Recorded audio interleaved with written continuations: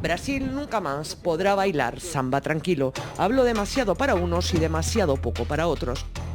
Brasil nunca más podrá bailar ni vivir tranquilo. Es un reo contumaz con orden de captura internacional que se metió con quien no debió. Políticos apristas, delincuentes y políticos delincuentes. ¿Cuánto cobraban por la conmutación de penas? Bueno, yo tuve conocimiento de que en algunos casos cobraban entre 5 y 10 mil dólares por año que se bajaba. Fue y sigue siendo el hombre clave del caso narcoindultos, uno de los que más golpeó políticamente al expresidente Alan García.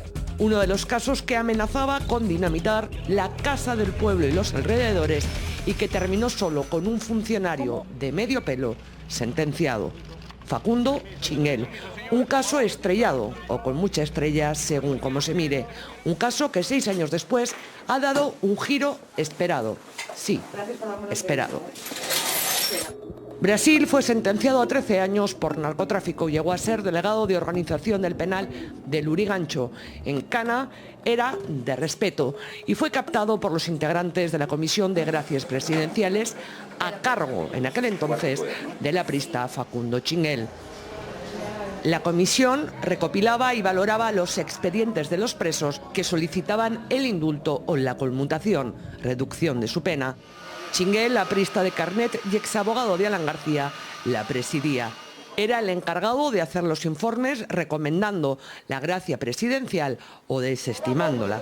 El informe pasaba al ministro de Justicia y finalmente era el presidente Alan García quien, en conciencia, dice la Constitución, la otorgaba o la denegaba. Carlos Butrón dos Santos denunció que la comisión cobraba por adelantado a los presos para asegurarles su libertad. Denunció una red de funcionarios que vendía libertades a sentenciados, sobre todo por narcotráfico. Más o menos, ¿cuántas personas podrían haber sido beneficiadas indebidamente? Que yo tenga conocimiento, unos 50, pero yo calculo que más de 200, como por ejemplo la banda de los nigerianos, ¿no? Una banda compuesta de más de 15 personas con casi 200, 300, 400 kilos creo que era. Inclusive algunos miembros estaban en tentativas de fuga, inclusive una famosa fuga en helicóptero que hubo en el 99.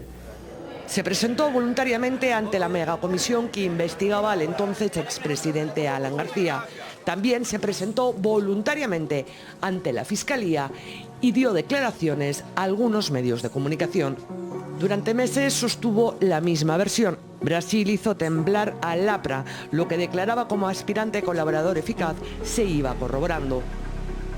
Dio datos relevantes, como por ejemplo la entrega de $30.000 a Facundo Chinguel en Piura por la conmutación de unos colombianos, y a partir de la información que él proporcionó, nosotros corroboramos. En efecto, viajamos a Piura, sacamos el registro. Estaba dando información verdadera y oportuna y corroborada. En efecto.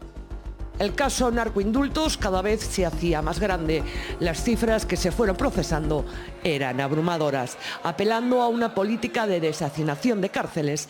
Durante el segundo gobierno de Alan García, 3.500 personas sentenciadas por narcotráfico recibieron indultos y conmutaciones de pena, más de 400 de ellas pertenecientes además a bandas y organizaciones del polvo blanco. El doctor Miguel Facundo, ustedes lo conocen. Tiene una gran hinchada el doctor Facundo, preside la comisión que ve las conmutaciones y los indultos.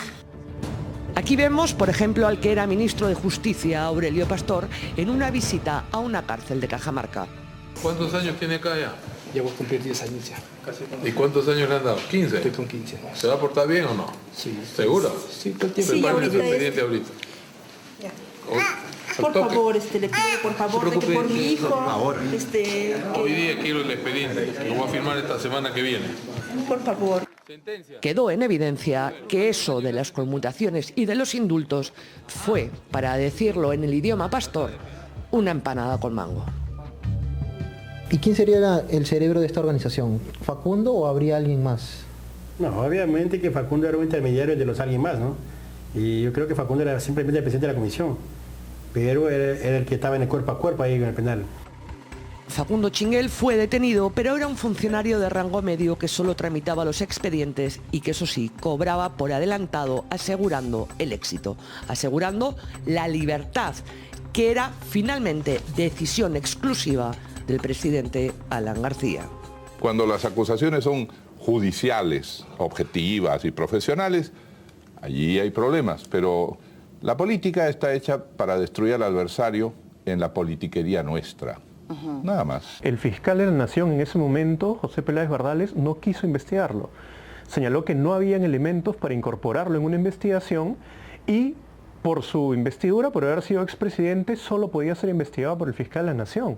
Entonces ahí encontramos claramente un obstáculo, a pesar de que lo solicitamos nosotros, lo solicitó el fiscal del caso, lo solicitó el procurador anticorrupción, no hubo investigación a García. Durante meses, despachándose con toda la locuacidad del mundo, Brasil mantuvo la misma versión.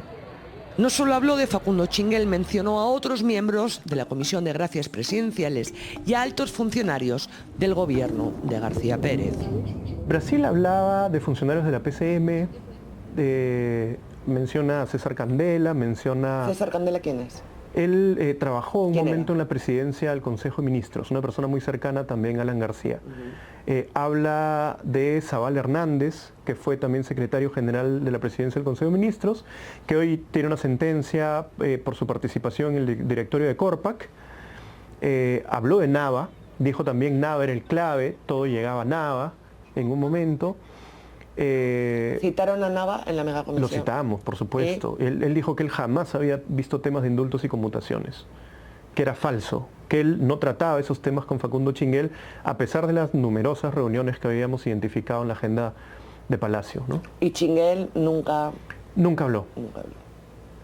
Luis Nava, Miguel Atala, han hablado a raíz del fallecimiento de García, pero Miguel Facundo Chinguel no habla, quizás quisiera hablar, no lo sé. Carlos Butrón, alias Brasil, tenía miedo, así se lo confesó en una entrevista a nuestra compañera Graciela Villasís. Queda bien claro que las amenazas seguían y me han hecho un reclaje, ¿no? Se acercó y me dijo sutilmente, hola Brasil, a los años, y no hables nada de la, pero nada de la comisión, quédate en la tuya para que no tengas problemas. Así, se despidió y se fue. Poco después y sin previo aviso, se esfumó. Dejó inconcluso su proceso de colaboración eficaz y desapareció. El fiscal del caso, Walter Delgado, hizo lo que tenía que hacer, ubicarlo. Nos comunicamos con él, pero nunca apareció y a partir de ahí le perdimos el rastro y no tuvimos ninguna comunicación. Nunca más. Sí. A la fecha él está como reo contumaz, lo que implica, y con orden de captura internacional. Lo que implica que si Butrón dos Santos es detenido, lo llevamos a juicio. O sea, en su caso no ha prescrito. Él no. Nadie entendía qué estaba pasando.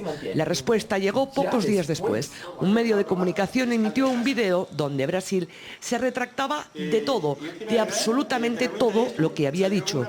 Y de Illapa denunciaba que el presidente de la megacomisión, Sergio Tejada, había tratado de comprar su testimonio para incriminar a funcionarios del APRA y al propio presidente. En el colmo de la comedia, pidió disculpas a Facundo Chinguel. No era el Brasil contundente, locuaz y de respeto al que estábamos acostumbrados. Era un fantasma de sí mismo, leyendo un libreto mal escrito. A través de la asesora del doctor Tejada, la señorita Paola Gasco, fui citado al despacho del congresista.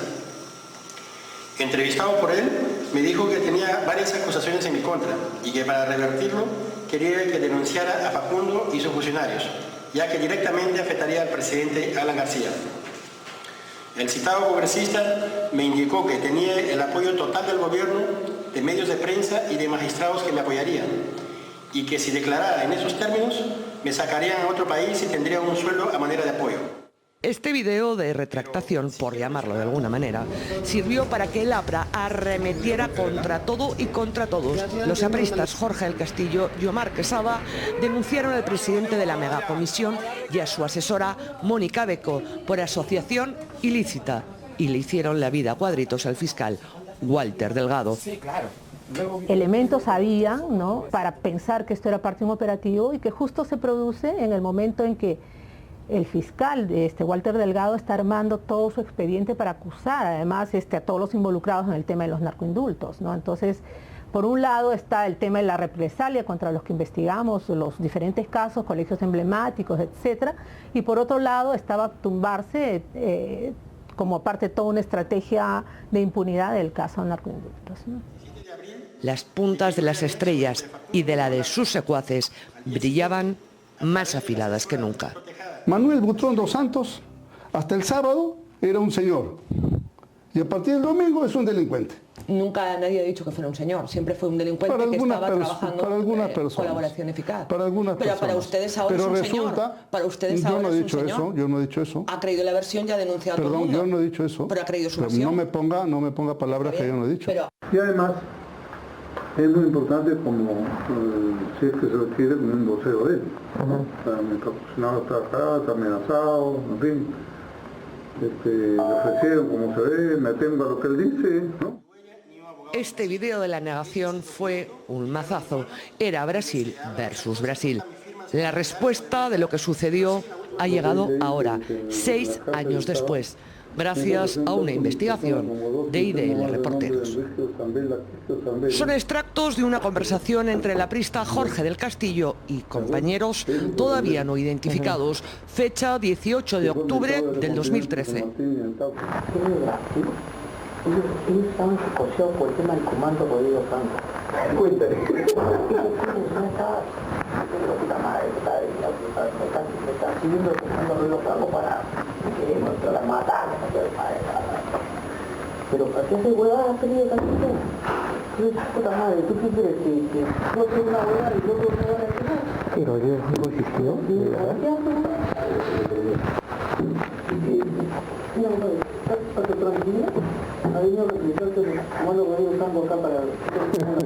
Una vez que desaparece, de alguna manera, las personas que hemos escuchado en el audio lo encuentran y le hacen cambiar de versión.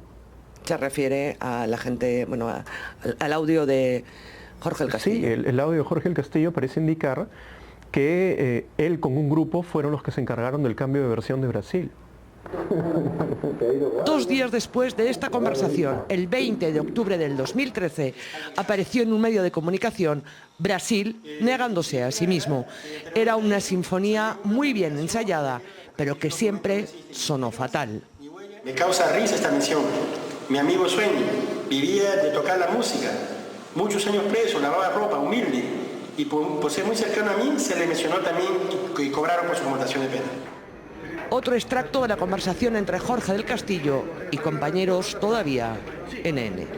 Puño y letra, no importa, hizo como 20 hojas, hizo. Puede ser, esto está mal, puede hacer. Tiene que ser puño y letra para que sea creíble.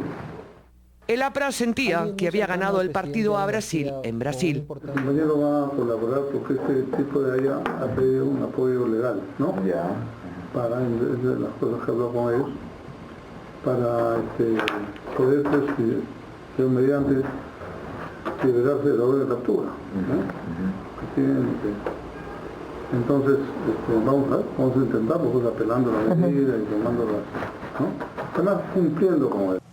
De hecho, que él no culminara su colaboración eficaz tuvo terribles efectos en el proceso. No solo milló respecto a los otros funcionarios públicos, sino incluso respecto a Facundo Chinguel. Al término de la segunda instancia, Facundo Chinguel fue condenado solo por 4 casos. De esos 4 casos, en los que fue condenado, 2 de ellos no están en relación a las declaraciones de Butrón dos Santos, sino en declaraciones de otro colaborador eficaz y de otro testigo protegido. En buena cuenta, de los 19 o 20 casos en los que Butrón dos Santos inicialmente brindó información, la condena solo fue respecto a 2. Jorge del Castillo no ha querido declarar sobre los audios propagados por IDL.